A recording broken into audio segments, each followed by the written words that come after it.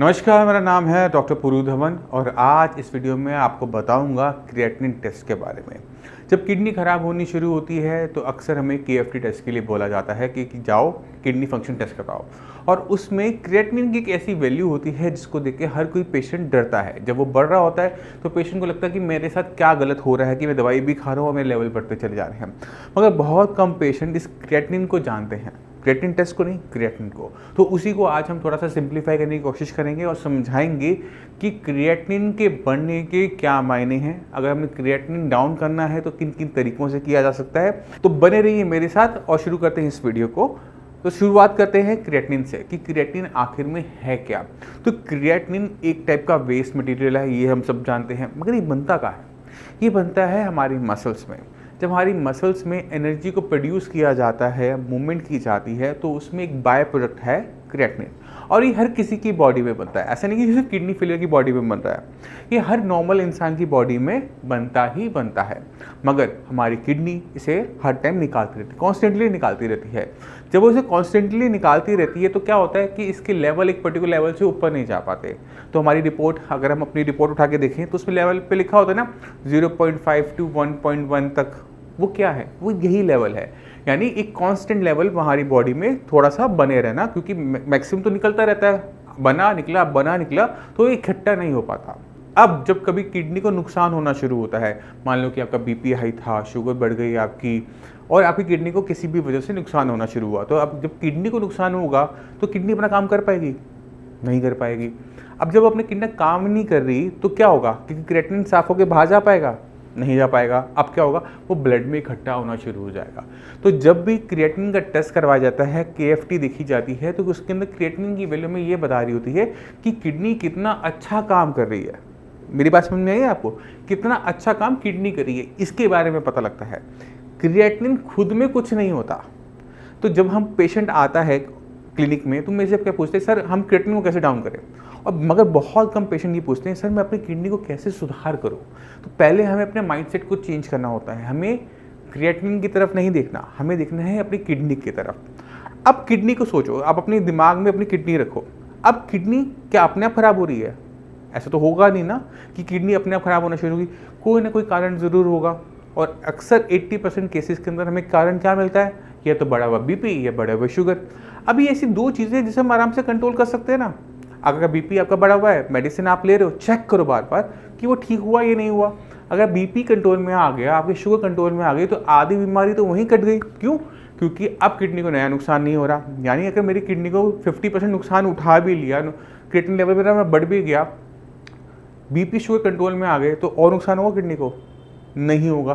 तो सबसे पहला काम आपने यही करना होता है कि बीमारी की जड़ को पकड़ के उसे ख़त्म कर देना होता है, जिससे किडनी को आगे और नुकसान ना हो। अब बात कर लेते हैं कि हम क्रिएटिनिन का टेस्ट क्यों करवाते हैं, जबकि बॉडी में तो बहुत सारा वेस्ट मटेरियल बना होता है। सिर्फ क्रिएटिनिन तो बनता नहीं है, यूरिया भी बनता है और भी बहुत सारी चीज़ें बनती है, बट हम क्रिएटिनिन और यूरिया को ही क्यों टेस्ट करते हैं अपनी केएफटी रिपोर्ट के अंदर?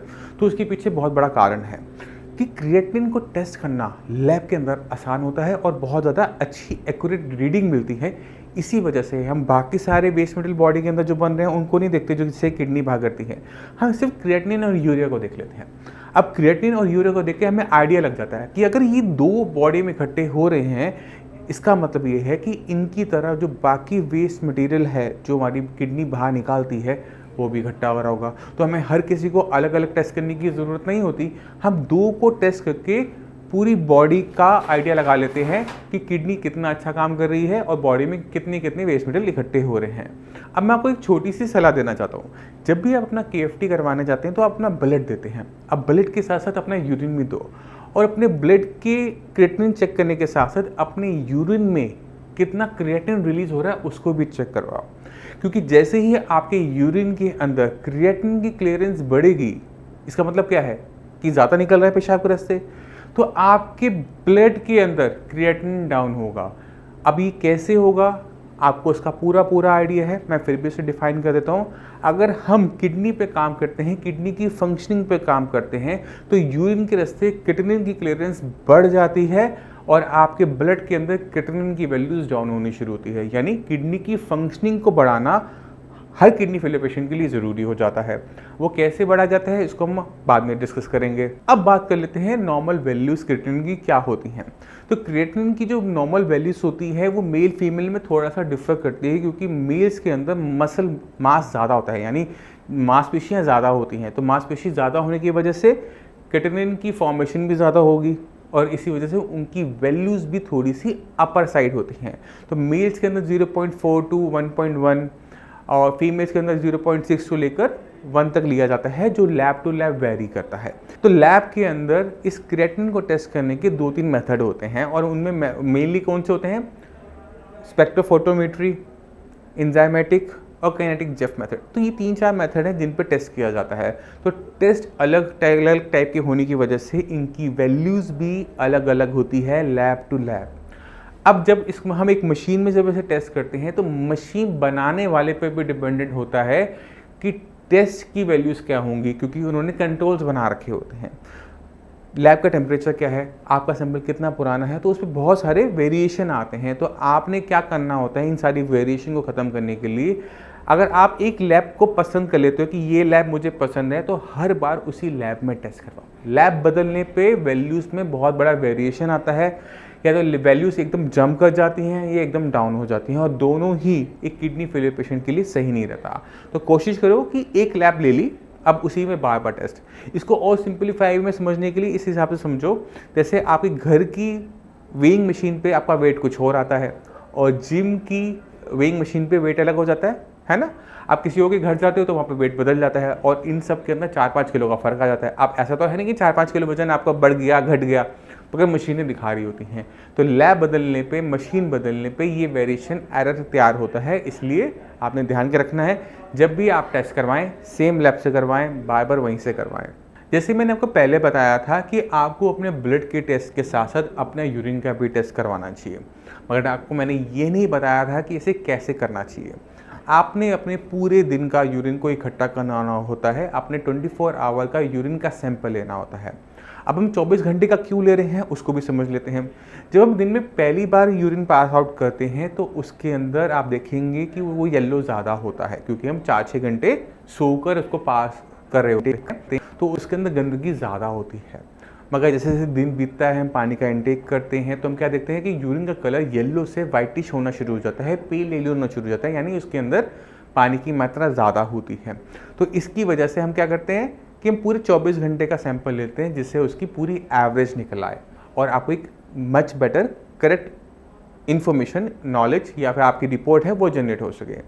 अब हम बात करते हैं कि क्लियरेंस जो हम बढ़ा रहे हैं, हम अपनी किडनी की फंक्शनिंग बढ़ा रहे हैं कि हमारे यूरिन के अंदर क्रिएटिनिन ज़्यादा रिलीज़ हो रहा है, तो ये आपकी एज पे भी डिपेंड करता है।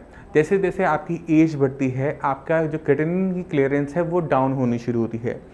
अब ये जो क्रिएटिनिन की क्लियरेंस जो डाउन हो रही है, ये नेचुरल तरीके से हो रही होती है, क्योंकि हमारी बॉडी बूढ़ी हो रही होती है। मगर जब आपकी किडनी ख़राब होनी शुरू होती है तो ये क्लियरेंस जल्दी कम होनी शुरू हो जाती है।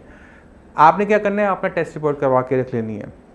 आपकी रिपोर्ट में एक वैल्यू आएगी, वो वैल्यू कुछ भी हो सकती है।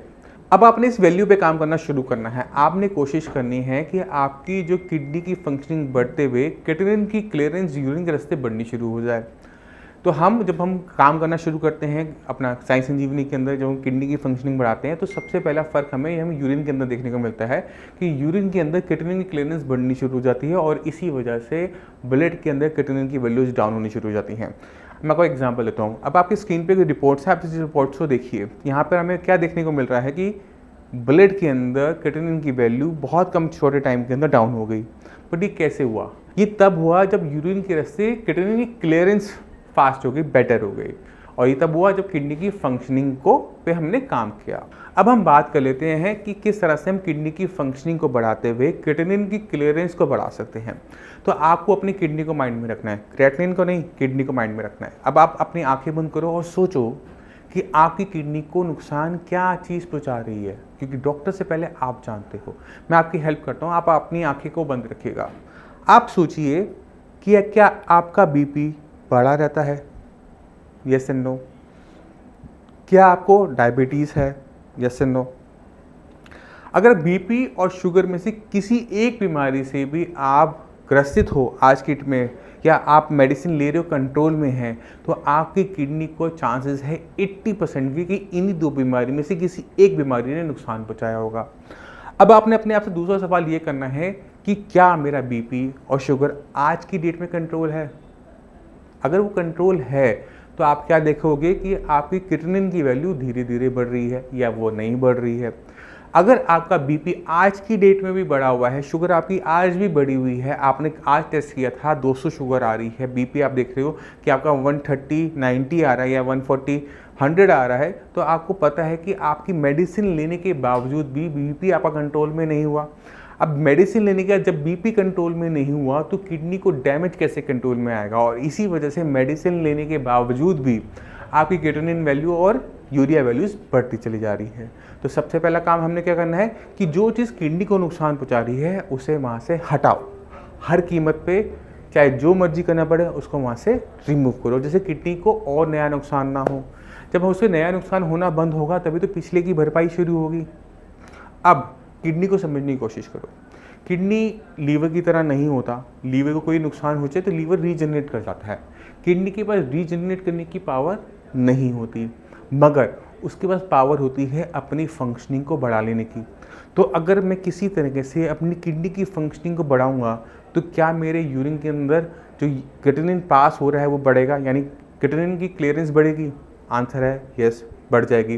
बट मैं अपनी किडनी की फंक्शनिंग को कैसे बढ़ाऊं, अब ये सवाल उठ खड़ा होता है। क्रिएटिनिन की क्लियरेंस को बढ़ाने के लिए हमें थोड़ी सी हेल्प लेनी पड़ती है आयुर्वेदिक मेडिसिन की, और इसको हम नाम देते हैं किडनी फंक्शन रिस्टोरेशन ट्रीटमेंट। ये जो ट्रीटमेंट है ये 3 स्टेप में किया जाता है। पहला स्टेप क्या होता है कि बीमारी की जड़ को हटाओ, जैसे मैं आपको बहुत पहले बहुत अच्छी तरीके से एक्सप्लेन कर चुका हूँ और इसकी इंपॉर्टेंस को भी समझा चुका हूँ। दूसरे स्टेप के अंदर हम किडनी की फंक्शनिंग को रिस्टोर करने की कोशिश करते हैं, मगर वो कैसे करते हैं उसको हम थोड़ा सा गहराई से समझने की अब कोशिश करते हैं। जब किडनी को नुकसान होना शुरू हुआ था तो बड़े हुए बीपी की वजह से, शुगर की वजह से किडनी के अंदर जो नेफ्रॉन्स होते हैं और नेफ्रॉन्स को बनाने वाले सेल्स होते हैं वो वीक होने शुरू हो जाते हैं या फिर वो सूज जाते हैं, इन्फ्लेम्ड हो जाते हैं, सूजन आ जाती है। तो अगर वो वीक हो रहे हैं तो भी वो काम नहीं करेंगे, अगर वो इन्फ्लेम्ड हो गए हैं, सूज गए हैं, तो भी वो काम नहीं करेंगे। दोनों में हमें क्या होगा कि हमें देखिएगा कि क्रिएटिनिन की वैल्यू ब्लड में बढ़ रही है और यूरिन में कम हो रही है। तो हमें इस सूजन पर और इस वीकनेस पे काम करना पड़ता है, और इसके लिए हमें थोड़ी सी मेडिसिन का यूज़ करना पड़ता है पहले से बेटर फंक्शन कर सकें। और अगर उनके अंदर किसी भी टाइप की स्वेलिंग आ रही है, सूजन है, इन्फ्लेमेशन है, तो वो वहाँ से चली जाए, जिससे उनकी जो नॉर्मल फंक्शनिंग है वो रीगेन होनी शुरू हो जाए। ये उन्हीं सेल्स पे काम करता है, उसी बॉडी पार्ट पे काम कर पाएगा, उसी नेफ्रॉन पे काम कर पाएगा जो जिंदा है। अगर सूजन बहुत पुरानी रही थी या वीकनेस बहुत ज़्यादा आ गई कि जो नेफ्रॉन्स हैं वो मर गए, वो रीजनरेट नहीं होंगे, तो हमने क्या करना है, जो मरने वाले नेफ्रॉन्स हैं, जो सेल्स डैमेज होने वाले हैं, अभी हुए नहीं हैं, मरे नहीं हैं, उनको रीगेन करना है, जिससे उनकी फंक्शनिंग आए। अब इसी फंक्शनिंग के आने की वजह से आपकी किडनी की फंक्शनिंग बढ़ेगी, क्रिएटिनिन का क्लियरेंस बढ़ेगा और ब्लड के अंदर क्रिएटिनिन डाउन होगा। जैसे मैंने आपको पहले 2 रिपोर्ट दिखाई थी, अब मैं चाहता हूँ कि आप पेशेंट से मिलें और देखें कि किस तरह से किडनी की फंक्शनिंग बढ़ा के क्रिएटिनिन डाउन होता है और उससे आने वाले सिम्टम्स भी गायब हो जाते हैं। नमस्कार, मेरा नाम है डॉक्टर पुरुधमन और आज हम बात करने वाले हैं एक पेशेंट के बारे में जिनका क्रिएटिनिन लेवल सिर्फ 15 दिन के अंदर 9 से 1 के आसपास आया है। तो चलते हैं एक बार अख्तर जी से, पहले उनकी हम सुनते हैं कि उनकी लाइफ में किस तरह से साइंस इंजीनियरिंग परिवर्तन लेकर आया, फिर मैं आपको समझाऊंगा कि ये केस क्या था। तो अख्तर जी, किडनी आपकी खराब हो रही है, वो कब पता लगा था? 15 दिन पहले। 15 दिन पहले जी। 15 दिन पहले आपके क्रिएटिनिन के लेवल क्या थे? 9.1। 9.1 जी सर। और दिक्कत क्या महसूस कर रहे थे उस टाइम में? उल्टी आना, चक्कर आना, टेम्परेचर बढ़ना, बीपी, बुखार भी था उस टाइम में जी सर। आपको? और कहीं और दिखाया था आपने यहाँ आने से पहले? जी, प्राइवेट हॉस्पिटल। अच्छा, जहाँ डायलिसिस के लिए बोला गया था। डायलिसिस के लिए बोल दिया था जी आपको। सर। तो आपने सिर्फ 15 दिन का ट्रीटमेंट लिया है, अब आपका लेवल क्या है? अब सर मेरा लेवल है 1.67। 1.67। अब बॉडी में कोई दिक्कत महसूस कर रहे हो? नहीं सर, बिल्कुल बेहतर और बेहतरीन। अब काम पे जा पा रहे हो, नहीं जा पा रहे? जी, अब तो जा रहा हूँ। कब से जा रहे हो काम पे? 4-5 रोज हो गए। 4-5 दिन हो गए, काम भी शुरू कर दिए दोबारा से? सर। ये तो बहुत अच्छी बात है। अख्तर जी का जो क्रिएटिनिन लेवल है 9 से 1 जो 15 दिन के अंदर आया, उसके लिए हमें बहुत जगह पे काम करना पड़ा एक साथ। पहले तो ये समझना पड़ा कि किडनी खराब क्यों हो रही है। नॉर्मली जो किडनी होती है 80-90% लोगों के अंदर खराब होती है हाई बीपी और शुगर की वजह से। अख्तर जी को ना बीपी ना शुगर। इनकी एक खास हिस्ट्री हमें देखने को मिली कि इन्होंने 1.5 साल तक पेन किलर खाया। पेन किलर खाने से क्या होता है कि किडनी पर उसका इम्पैक्ट आता है, किडनी एकदम इनका काम करना बंद कर दिया। इस कंडीशन में हम कहते हैं AKI, एक्यूट किडनी इंजरी, यानी किडनी का एकदम सडनली काम करना बंद कर देना। इसको आसान शब्दों में आपने समझना है तो समझो कि किडनी एकदम शॉक में चली गई थी। ठीक है, अंदर कोई नुकसान नहीं हुआ, कोई सूजन नहीं, कुछ नहीं है, बट जो हम एलोपैथिक मेडिसिन खाते हैं, एंटीबायोटिक्स खाते हैं, पेन किलर खाते हैं, उसकी वजह से किडनी ने एकदम सडनली काम करना बंद कर दिया। अब जब वो काम करना बंद कर देगी तो खून को साफ करने की जो इनकी किडनी की क्षमता है वो एकदम बंद हो गई। अब शरीर के अंदर किटनिन बढ़ रहा था, यूरिया बढ़ रहा था, जिसकी वजह से इनको दिक्कत महसूस हो रही थी। चाहे वो मांसपेशियों में एटन थी, वॉमिटिंग थी, पैरों में सूजन थी, वो सब आना शुरू हुआ क्योंकि अब किडनी ने पेशाब बनाना ही बंद कर दिया था। तो अब ऐसे केसेस के अंदर नॉर्मली कोई देखेगा तो पहले ही बोलेगा कि डायलिसिस स्टार्ट करो, मगर इन्होंने थोड़ा साइंस इंजन में फेथ दिखाते हुए जो ट्रीटमेंट शुरू किया, और क्योंकि एक ही आई था, अंदर किडनी के अंदर डैमेज नहीं था, तो मेडिसिन ने बहुत तेजी से अच्छा काम करते हुए लेवल 9 से सीधा 1, वो भी सिर्फ 15 दिन के अंदर। ये सब पेशेंट्स में नहीं हो सकता, ये सिर्फ उन्हीं पेशेंट्स में देखने को मिलता है जिनकी किडनी एक्यूट किडनी इंजरी से सफ़र कर रही हो। बाकी जो हमारे साइंस इंजीनियर की बाकी जो हमारे पेशेंट हैं जो किडनी के और मरीज हैं, उन्हें आप क्या कहना चाहोगे? मैं तो ये कहना चाहूँगा कि हमारे साइंस संजीवनी से ही इलाज कराया जाए। बहुत बेहतर और बहुत अच्छा इलाज है और मैं बहुत खुश हूँ, संतुष्ट भी हूँ। मैं उम्मीद करता हूँ इस वीडियो से आप समझ गए होंगे कि AKI क्या होता है, एक्यूट किडनी इंजरी क्या होता है, इसके कारण क्या होते हैं, पेन किलर्स हैं, आपके एंटीबायोटिक्स हैं, आप समझ गए होंगे। फिर भी आपके माइंड हो तो हमारे डॉक्टर, साइंस इंजीनियरिंग डॉक्टर्स हैं, आप उन्हें कॉल कर उनसे बाकी इन्फॉर्मेशन ले सकते हैं। तो आपने खुद देखा कि किस तरह से आप अपने क्रिएटिनिन को डाउन कर सकते हो। तो अगर आप किडनी फेलियर के पेशेंट हो तो आज से आपने घबराना नहीं है, आपने अपनी किडनी के ऊपर काम करना शुरू करना है, उसे समझना है और उसको दिक्कतों से दूर रखना है। जो भी चीज़ उसे नुकसान पहुंचा रही है उसे हटाना है। मैं उम्मीद करता हूँ इस वीडियो से आप काफ़ी कुछ समझ गए। इसके साथ साथ किडनी पेशेंट्स को बहुत सारी चीज़ों का और भी ध्यान रखना पड़ता है। तो मैं चाहता हूँ कि अगर आपने इस चैनल पे सारी वीडियोस को नहीं देखा तो एक एक करके देखना शुरू करो और आपको समझ में आना शुरू हो जाएगा कि किस तरह से आप थोड़ी सी सावधानी रखकर, थोड़ा सा ध्यान रखते हुए अपनी किडनी की फंक्शनिंग को बढ़ा सकते हो, क्रिएटिनिन को डाउन कर सकते हो। अब इसी के साथ आप सभी मैं चलने की आज्ञा चाहूँगा। मिलते हैं अगली वीडियो में, तब तक के लिए नमस्कार।